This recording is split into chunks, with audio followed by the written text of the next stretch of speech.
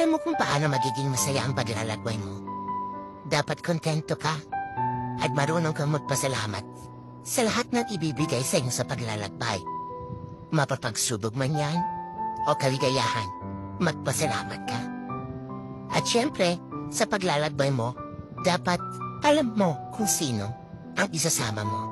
Kasi ang dami-daming gustong sumama.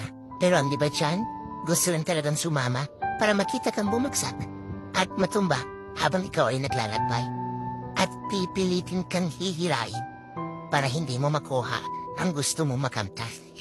At syempre, dapat sa paglalakbay, kahit anong mangyari, pipiliin mo pa rin maging masaya.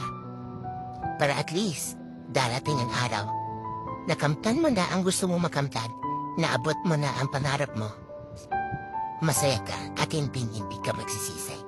Dahil sa proseso pala ng paglalakbay, pinili mo lang na maging masaya.